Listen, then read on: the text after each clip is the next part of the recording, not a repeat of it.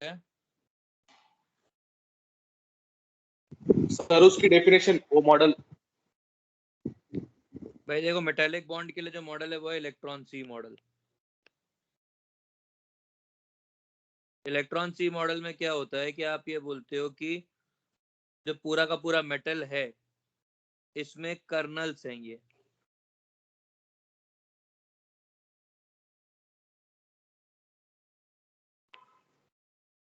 Positively charge course को colonel's बोलते हैं।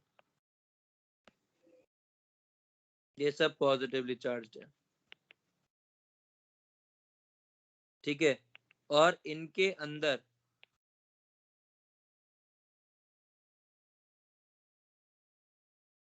है, इनके चारों तरफ ये जो है ना, जो इनको होल्ड करके बैठा है, ये इलेक्ट्रॉन्स है।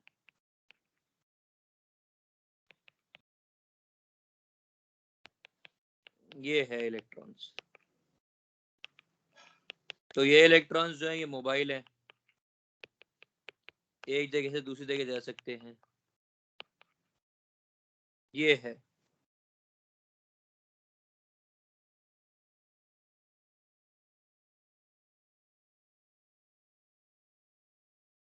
समझ में आ गया?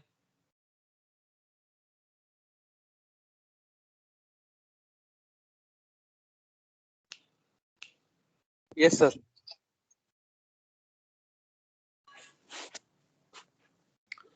अब मैं लास्ट क्लास में क्या पढ़ाया था, आखिरी टॉपिक? यही सर, मेटालिक बॉन्ड। चलिए, मेटालिक बॉन्ड के बाद अगला है हमारे पास, देखिए कोवलेंट। अभी अपन ने सारे बॉन्ड्स बेसिक पढ़ लिए हैं, तो अब अपन थोड़ा डिटेल में पढ़ना चालू करते हैं, इन डेप्थ। और जो बॉन्ड अपन इन डेप्थ पढ़ेंगे वो बॉन्ड है केमिकल, वो बॉन्ड है कोवलेंट बॉन्ड। जो बॉन्ड अपने को इन डेप्थ पढ़ना है, कोवलेंट बॉन्ड में देखिए बहुत सारी थ्योरीज आई हैं कोवलेंट बॉन्ड एक्सप्लेन करने के लिए, पर जो सबसे पहली थ्योरी अपने को पढ़नी होती है वो पढ़नी होती है lowest dot structure.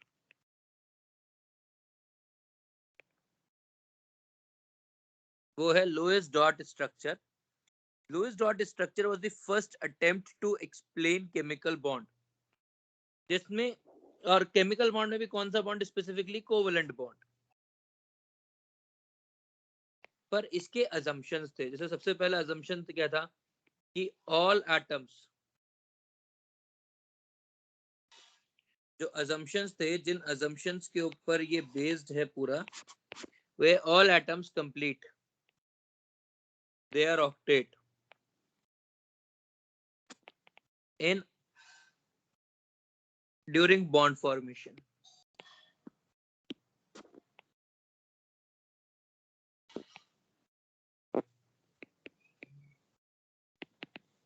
During bond formation सब अपना ऑक्टेट पूरा करते हैं, तभी बॉन्ड बनने का मतलब होता है, वरना बॉन्ड नहीं बनता है, ठीक है।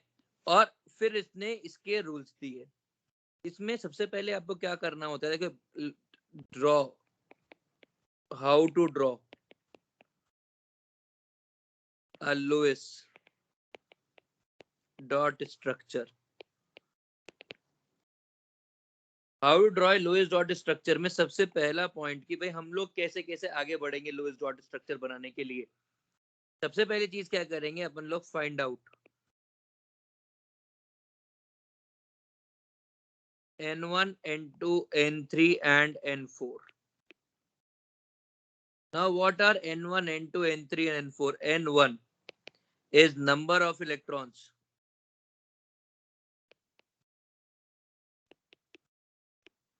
present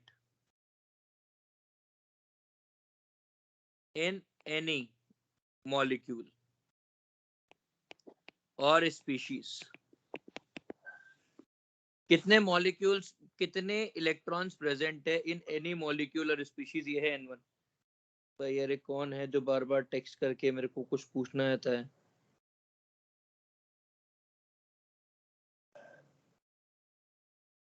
It is way to represent a covalent bond. It was someone who was trying to explain covalent bond, ठीक है।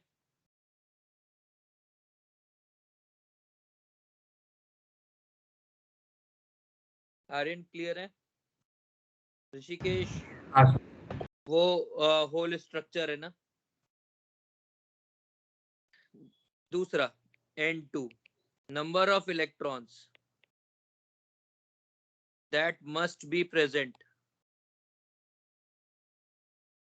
so that octet of all atoms is complete। ठीक है, और ये होता है n into 8 plus n2 into 2। n is number of atoms except hydrogen, और ये होता है नंबर ऑफ हाइड्रोजन, क्योंकि हाइड्रोजन के अंदर डबलेट होता है, उसके अंदर ऑक्टेट होता ही नहीं है, इसीलिए। N3, number of shared electrons, ये होता है N2 माइनस N1, और N3/2 is number of bonds.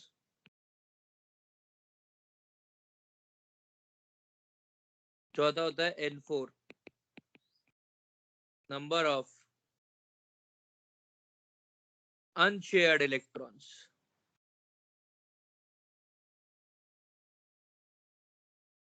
Number of unshared electrons is N4, और ये होता है N1 minus N3। And lone pair जो बॉन्डिंग में पार्टिसिपेट नहीं करते हैं, ये होता है N4/2। Now second point, find out central atom which is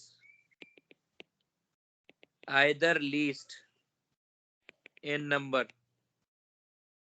or least electronegative except hydrogen, or least electronegative except hydrogen। तीसरा, arrange all other atoms symmetrically around central atom and distribute bond या shared electrons uniformly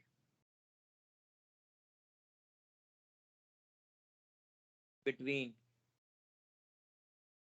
central atom and all other atoms। कितने point हो गए? 3 ना 4?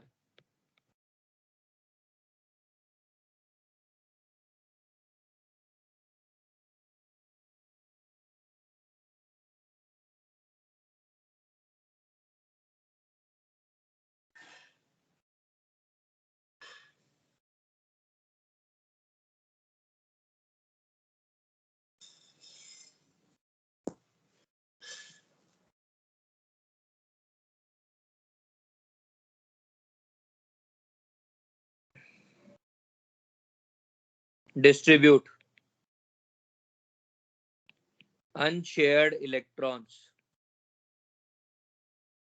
around central atom so that octet of all atoms gets completed। ठीक है, पांचवा, find out formal charge if any. तो ये 5 स्टेप्स हैं, जिन 5 स्टेप्स के ऊपर आपके पास कोई भी मॉलिक्यूल के अंदर आप स्ट्रक्चर ड्रॉ कर सकते हो, लोएस्ट डॉट स्ट्रक्चर ड्रॉ कर सकते हो। ठीक है, अब एक एक करके देखते हैं कि कौन सा क्या है। सबसे पहला,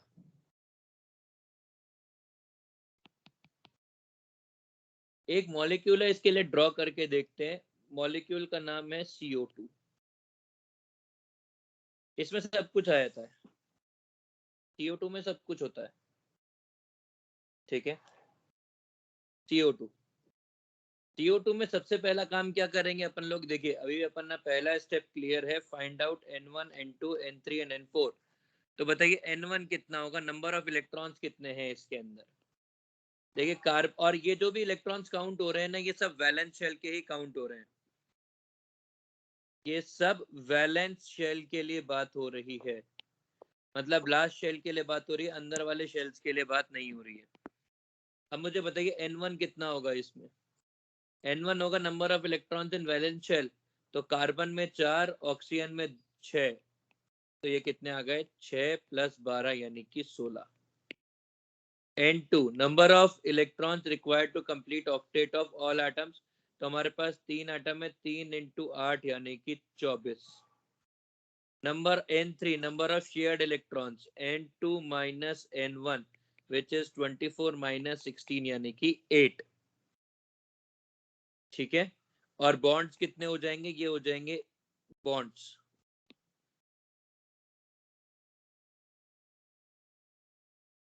सर बॉन्ड्स N2 और N3 एक बार समझाओ।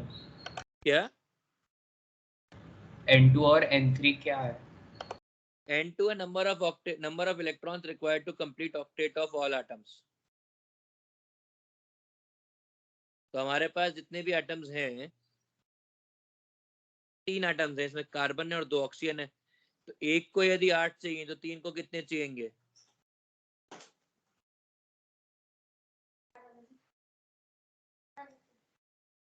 हाँ, यदि एक को 8 एटम चाहिए तो 3 को कितने चाहिए, 24 एटम चाहिए। भाई एक C है और 2 O है ना, तो 3 एटम हुए। सर पर कार्बन की वैलेंसी 4 होगी ना? उससे तेरे को क्या फर्क पड़ता है, तेरे को लुईस नहीं है कहा कि कार्बन की वैलेंसी कितनी है। भाई लुईस ने जो कहा अपन वो कहेंगे कि भाई अपन ये कहेंगे कि भाई उसकी इसकी वैलेंसी ये है और उसकी वैलेंसी वो है। सर एक बार बताना, वो 8 नंबर कहाँ से आया? कार्बन का ऑक्टेट पूरा करने के लिए एक ऑक्टेट में कितने इलेक्ट्रॉन होते हैं, 8। वैसे 8 आया। Okay sir.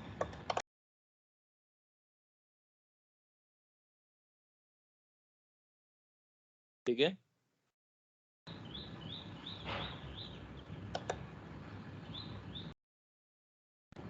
सर तो डायरेक्टली 8 इंटू जितने एटम्स है उतना होगा क्या? बिल्कुल 8 इंटू इतने एटम्स है, यदि हाइड्रोजन है तो 2। Okay sir.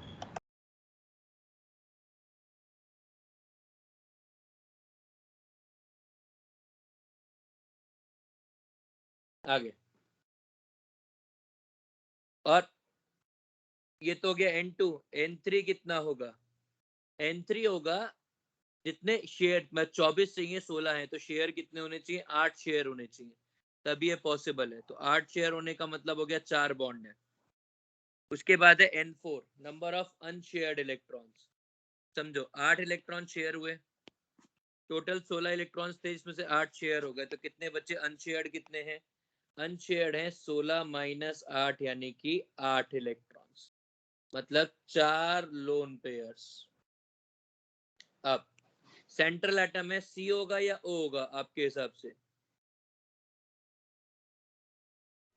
सर कार्बन, क्यों, क्योंकि वो टेट्रावैलेंट है। यार ये अजीब से भाई, आर्यन तू लीस्ट ऐसी नंबर बात, में प्रेजेंट है। ये टेट्रावेलेंट है, टेट्रावेलेंट तेरे को बहुत बाद में पता चला है। उस मासूम, क्या नाम था उस मासूम का,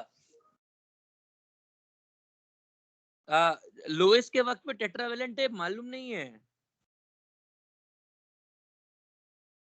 आर्यन, हाँ सर। तो अब बता क्या होगा। सर वो लीस्ट इलेक्ट्रोनेगेटिव है। बिल्कुल,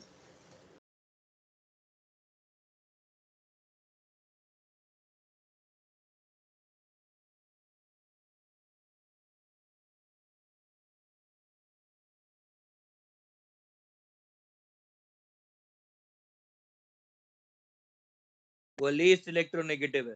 यदि वो लीस्ट इलेक्ट्रोनेगेटिव है तो ऑक्सीजन, पहले कार्बन फिर यूनिफॉर्मली ऑक्सीजन लगा देने का है दोनों तरफ, या जितनी भी तरफ सिमेट्रिकली लगाने का, ये लीजिए ऑक्सीजन लगा दिया। अब ये तो अरेंजमेंट हुआ। अब सबसे पहला काम क्या है कि यूनिफॉर्मली बॉन्ड बांटिए। यूनिफॉर्मली का मतलब क्या होगा, 2 इधर बन जाएंगे और 2 इधर बन जाएंगे, ये बॉन्ड लग गए। दूसरा, आप लोन पेयर लगाइए। अब आप इस तरह से लगाइए कि सबके ऑक्टेट पूरे हो जाए। अब आपके मालूम है कि ऑक्सीजन है, कार्बन का ऑक्टेट जरा काउंट करके देखते हैं। कार्बन में कितने इलेक्ट्रॉन हो गए, 1 2 3 4 5 6 7 8। तो कार्बन का ऑक्टेट पूरा है, तो कार्बन में लोन पेयर देने की जरूरत नहीं है। तो जो लोन पेयर हैं वो किधर जाएंगे, वो जाएंगे ऑक्सीजन के पास। 1 2 3 4। अब यदि अपन सबके ऑक्टेट काउंट करें तो क्या ऑक्टेट पूरे हो रहे हैं, समझिए 1 2 3 4 5 6 7 8। वैसे ही यदि इधर इस left right hand side count करें तो ये कितना हो रहा है, 1 2 3 4। और लोन पेयर कितने हो रहे हैं, लोन पेयर 5 6 7 8। तो सबके ऑक्टेट पूरे हो रहे हैं। ये वाला स्ट्रक्चर है CO2 का। This structure is of CO2। और ये कौन सा है, लुईस डॉट स्ट्रक्चर। ये डॉट क्रॉस स्ट्रक्चर नहीं है, ये लुईस कॉसल स्ट्रक्चर नहीं है, ये लुईस डॉट स्ट्रक्चर है। इसीलिए ये सिर्फ कोवलेंट मॉलिक्यूल्स के लिए डिस्कस होता है, ये आयनिक मॉलिक्यूल्स के लिए डिस्कस नहीं हो सकता। Are we clear? Yes, sir.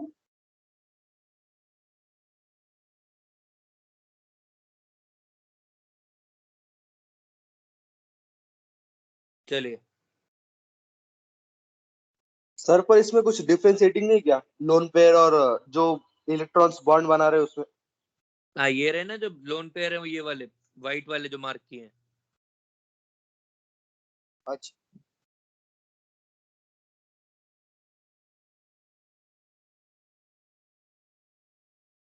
ठीक है, सर वो आयनिक के लिए क्यों नहीं होगा? भाई क्योंकि लुईस ने नहीं दिया, मैं कौन होता हूँ बोलने वाला, लुईस बोलता है ना। तो ठीक है सर। जिसका मॉडल उसके अधिकार। सर वो फर्स्ट पेज से बताओ ना। क्या, सर वो फर्स्ट पेज से बताओ ना, कॉपी करना।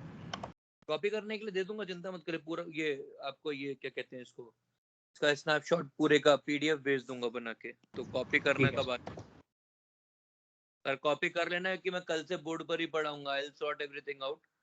और मेरे को ऋषिकेश ने सलाह दी है कि मैं इसमें रैम लगा लूं लैपटॉप में। मेरे लैपटॉप में 8 GB रैम है दोस्त। ऋषिकेश, जस्ट सर 8 GB तो लैग नहीं होना चाहिए।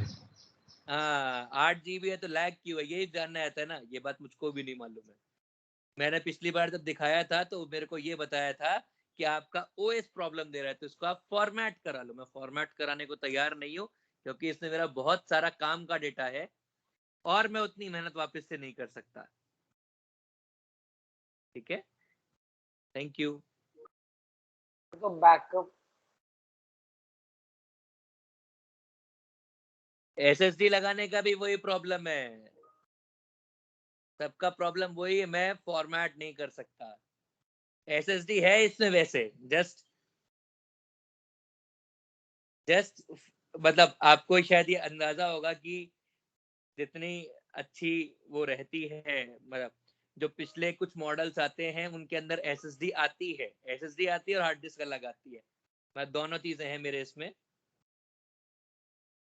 ऐसी अजीब सी बातें मत क्या करो यार। अभी कभी हम लोग मिलेंगे ना तो वी विल डिस्कस थिंग्स। नया ले लो, अरे यार तुम लोग है ना ऐसी बातें मत ही क्या करो मुझसे प्लीज। Thank you. कभी अपन लोग डिटेल में डिस्कस करेंगे इन बातों के ऊपर। अभी अपन लोग अगला मॉलिक्यूल, अगला वो खेलते हैं। और अर्थ बिल्कुल नया लूंगा मैं। तेरा IIT रैंक 1 आने दे, यही तेरा JEE एडवांस रैंक 1 आया उसी दिन मैकबुक खरीदूंगा मैं। तू मत देना, मैं ही ले लूंगा। मैकबुक एयर खरीदूंगा मैं जिस दिन तेरा रैंक 1 आ जाएगा। रैंक 1 क्या, 50 के अंदर आएगा तो भी ले लूंगा, टेंशन नहीं ले।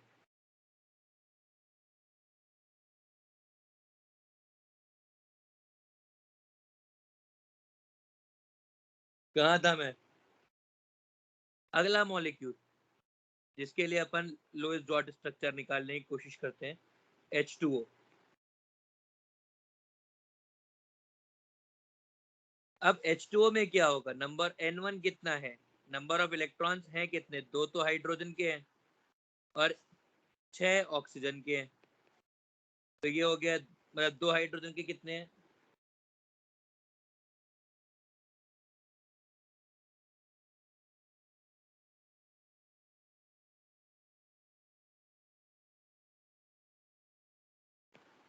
तो हाइड्रोजन के 2 हो गए, ऑक्सीजन के 6 हो गए, मतलब टोटल है N1 8। N2 कितना होगा, N2 होगा, जरा काउंट करते हैं भाई। ऑक्सीजन के लिए तो ऑक्टेट पूरा होगा, हाइड्रोजन के लिए डबलेट होगा, तो 8 + 2 × 2, मतलब ये कितना हो गया, 8 + 4 यानी कि 12। N3 shared pair of electron कितने होंगे, 12 - 8 यानी कि 4। और लोन पेयर कितने होंगे, या अनशेयर्ड इलेक्ट्रॉन कितने होंगे, N4 कितना होएगा, बॉन्ड हो जाएंगे तो N4 कितना हो जाएगा, N4 हो जाएगा 8 - 4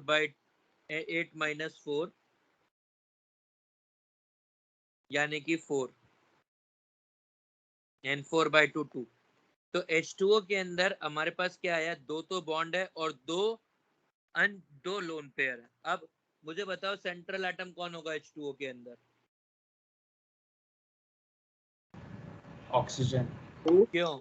ऑक्सीजन, उसका EN कम है ना? ऑक्सीजन का EN कम है। नहीं सर, ऑक्सीजन का ज्यादा है। सेकंड हाईएस्ट ही है। हाँ, तो सेंट्रल एटम कौन होगा, हाइड्रोजन तो नहीं हो सकता।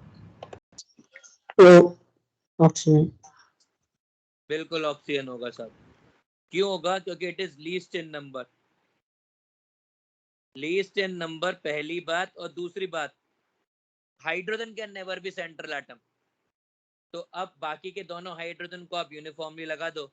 अब 2 बॉन्ड है, दोनों बॉन्ड को यूनिफॉर्मली डिस्ट्रीब्यूट कर दो, और बाकी के, अब हाइड्रोजन का डबलेट है तो हाइड्रोजन का डबलेट तो पूरा हो गया, 1 2 1 2।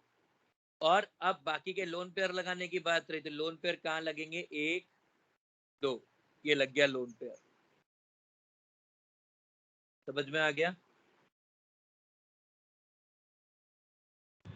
सर H2 में सेंट्रल एटम कौन सा होगा? H2O में सेंट्रल एटम ऑक्सीजन होगा ना, कोई और ऑप्शन ही नहीं है। सर H2 H2 में कोई सेंट्रल होगा ही नहीं, 2 में क्या सेंट्रल होएगा, दोनों टर्मिनल होंगे, दोनों ही सेंट्रल होंगे।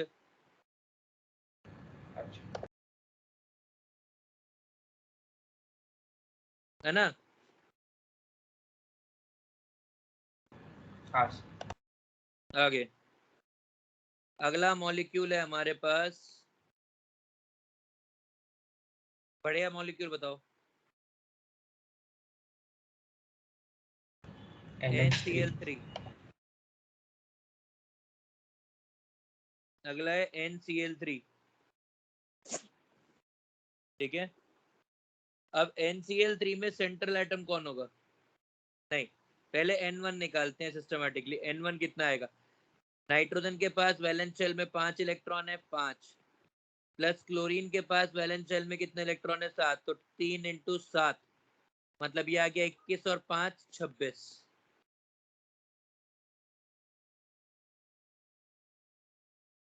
N2 कितना आएगा, 4 एटम है, 4 × 8 यानी कि 32 shared electrons, N3 - N1 which is sorry N3 which is, रुक जा यार,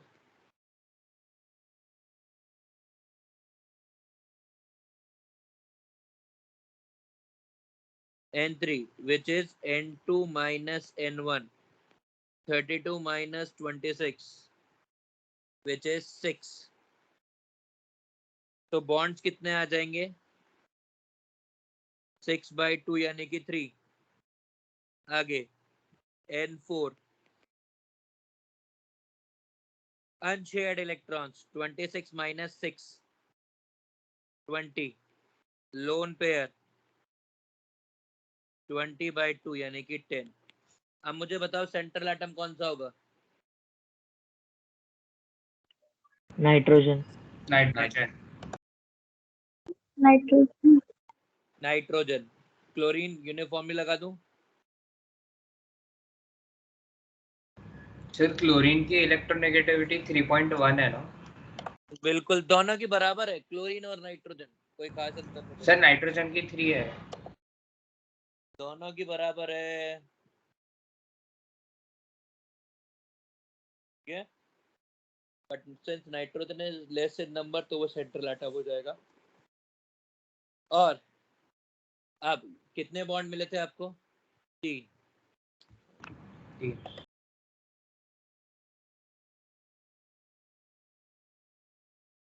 कितने बॉन्ड बने थे आपको? 3।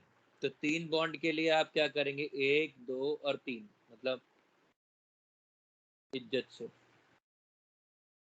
1 2 3 10 लोन पेयर। अभी समझिए नाइट्रोजन का ऑक्टेट देखते हैं। 1 2 3 4 5 6 इलेक्ट्रॉन हुए, मतलब इसको 2 इलेक्ट्रॉन और चाहिए ऑक्टेट पूरा करने के लिए। इसको एक लोन पेयर मिल जाएगा। ठीक है, अब बात करते हैं क्लोरीन वगैरह की। क्लोरीन के पास कितने इलेक्ट्रॉन है? 1 2। अभी इसको 8 के लिए 3 लोन पेयर चाहिए, तो तीनों लोन पेयर इसके चारों तरफ लगा दिए हर केस के अंदर। ये अब सबके ऑक्टेट पूरे हैं। ये है Lewis dot structure.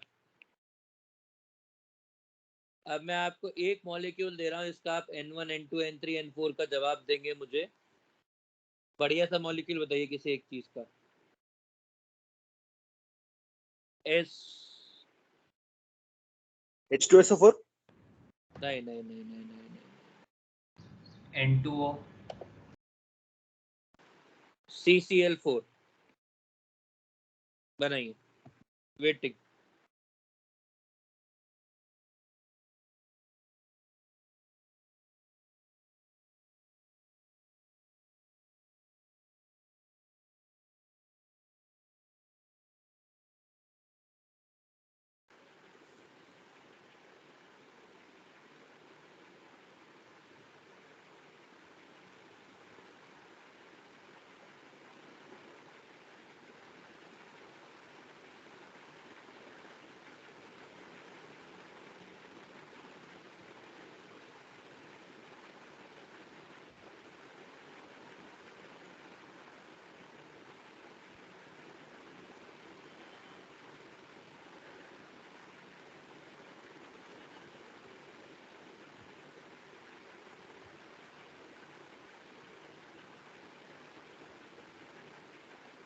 N1 N2 N3 N4 पूरा बॉन्ड बना के बताइए क्या क्या होगा।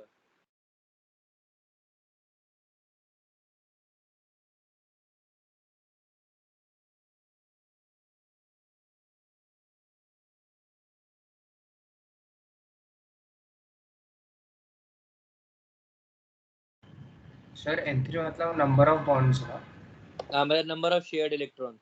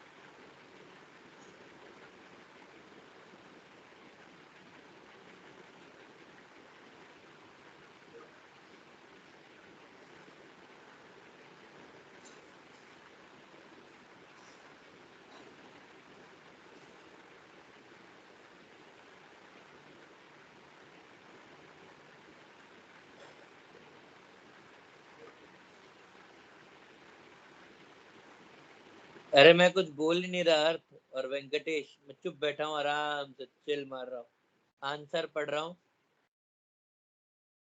और बड़ा प्रसन्न हो रहा हूँ। N1 32, N2 40, Pradyuman N1 N2 N3 N4 सही है।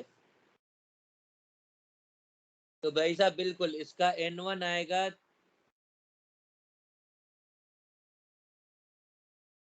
N1 आ रहा है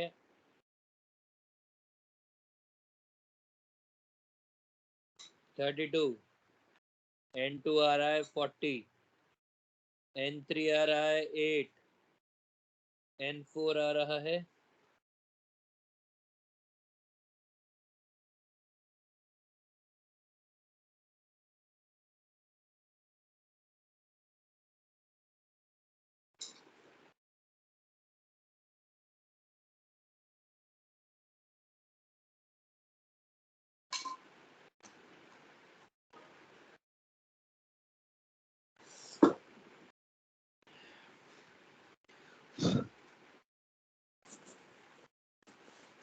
N3 आ रहा है 8, मतलब बॉन्ड्स आ रहे हैं 4, और N4 आ रहा है 24, मतलब लोन पेयर आ रहे हैं 12।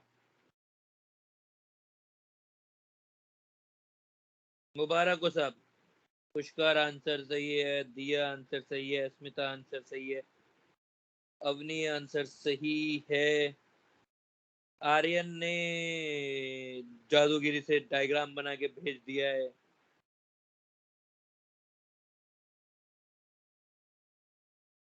क्योंकि मेरे को नहीं मालूम इसमें डायग्राम कैसे बनता है, जादूगिरी यही है। रिद्धि सही है, चलिए तृप्ति सही है। अब पहले सेंट्रल एटम कौन होगा इसके अंदर?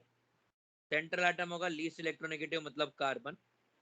फिर चारों क्लोरीन आजू बाजू लगेंगे,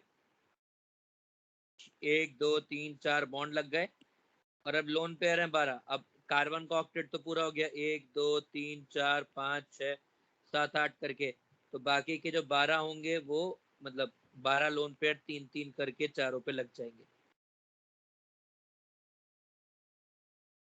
डन। अब इसके बाद अगला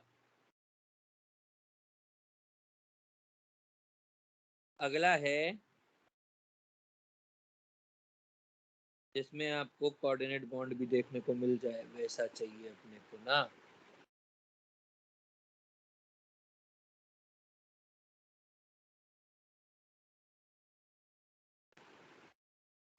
NH4+ का बनाओ, वेटिंग।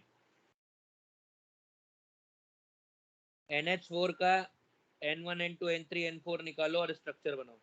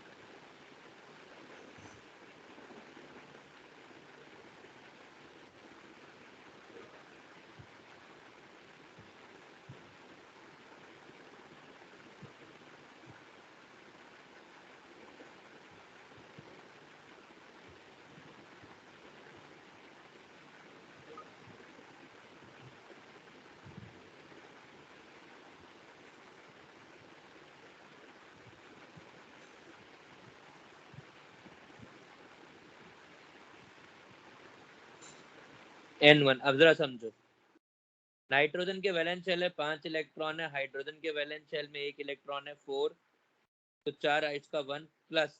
अब यहाँ पे +1 चार्ज है, मतलब 1 इलेक्ट्रॉन निकला होगा, मतलब यहाँ पे -1, मतलब इसकी N1 की वैल्यू है 8।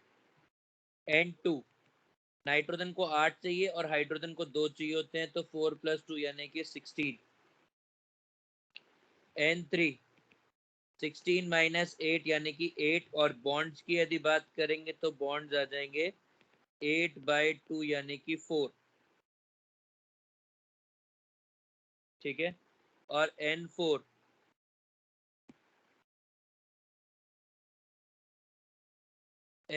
कितना आ जाए, N4 कितना हो जाएगा 4/4 यानी कि 4 - 4 यानी कि 0।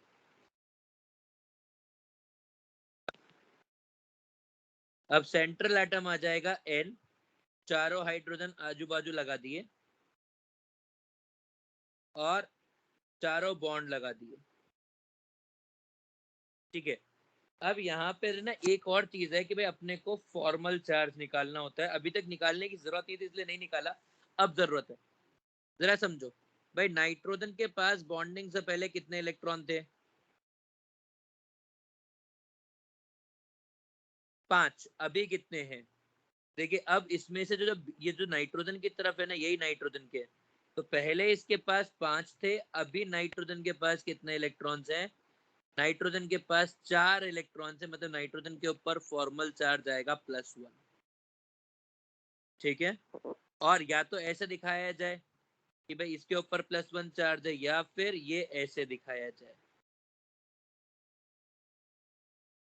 दोनों में से कोई भी पैटर्न यूज किया जा सकता है, पर ऐसा ही दिखना चाहिए क्योंकि पॉजिटिव चार्ज है, कहीं ना कहीं तो आपको इंडिकेट करके दिखाना ही होगा। क्लियर है? अगला बनाइए NO3 माइनस का।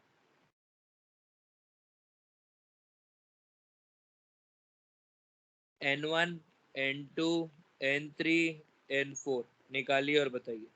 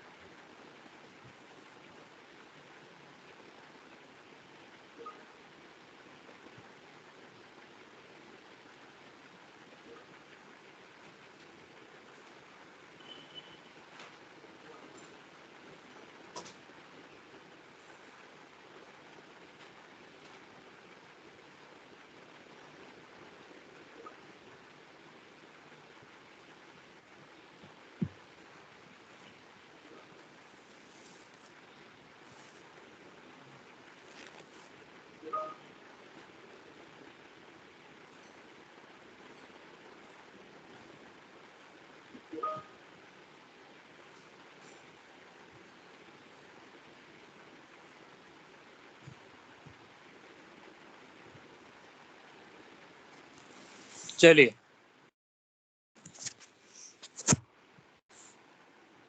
N1 की वैल्यू कितनी आ गई?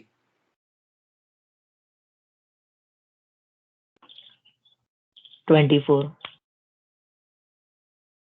N1 आ गया 24, N2 आ गया 32, N3 आ गया 4 मतलब 8, बॉन्ड्स आ गए 4, और N4 आ गया 24 - 8 यानी कि 16, और लोन पेयर आ गए 8, ठीक है। अब सेंट्रल एटम कौन होगा? होगा नाइट्रोजन।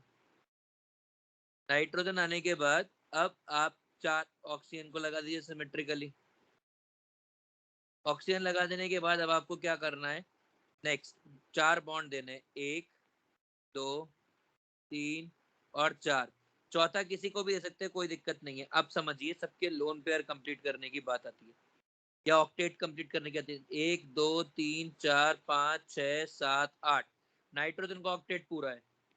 अब ऑक्सीजन के ऑक्टेट पूरा करने की बात है तो लोन पेयर 8 है। 1 2 3 4 5 6 7 8 ऑक्सीजन का ऑक्टेट पूरा हो गया। अब अगला मुद्दा है फॉर्मल चार्ज। जरा समझिएगा, नाइट्रोजन के पास पहले कितने इलेक्ट्रॉन थे? 5। अभी कितने हैं? 4। तो इसके ऊपर फॉर्मल चार्ज आ गया +1। ये वाले ऑक्सीजन के पास पहले भी 6 थे, अभी भी 6। 1 2 3 4 5 6, कोई दिक्कत नहीं। बाकी के दोनों ऑक्सीजन समझिए, 1 2 3 4 5 6 7, 6 इलेक्ट्रॉन थे, अभी 7 है, मतलब इसके ऊपर चार्ज आ गया -1। 1 2 3 4 5 6 7, अभी इसके ऊपर चार्ज आ गया -1। ये स्ट्रक्चर होगा इसका लुईस डॉट स्ट्रक्चर। समझ में आ गया? सर -1 कैसे आया, एक बार बताना। भाई ऑक्सीजन के तो पास नेट पहले चार्ज कितने क्या है? इलेक्ट्रॉन थे? नाइट्रोजन के पास पहले वैलेंस इलेक्ट्रॉन्स कितने थे? 5। ऑक्सीजन के पास, सॉरी, 6। अभी कितने हो गए? 1 2 3 4 5 6 7, एक इलेक्ट्रॉन एक्स्ट्रा है।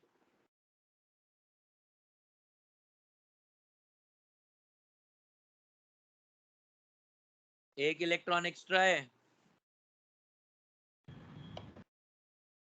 तो इसलिए इसके ऊपर -1, और वैसा ही इसके साथ भी होगा।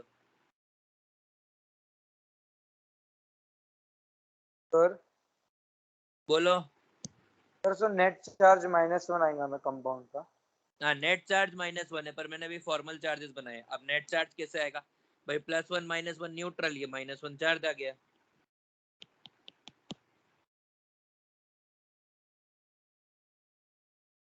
ठीक है,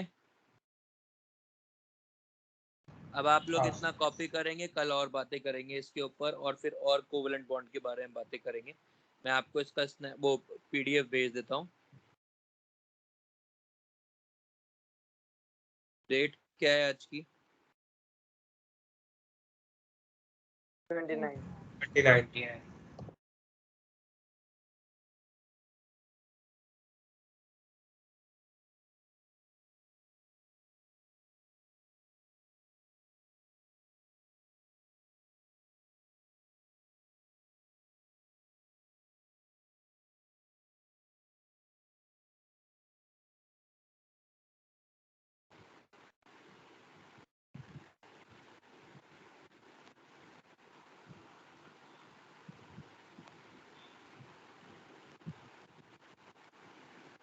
-29 जून से।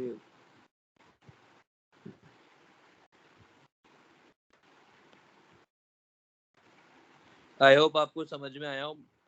कल तक मैं इसका जो भी कुछ प्रॉब्लम है वो रेक्टिफाई कर दूंगा। And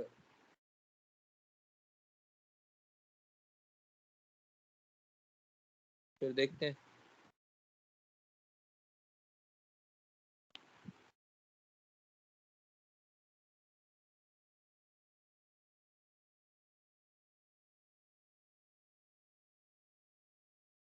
okay, tata bye bye, see you letter.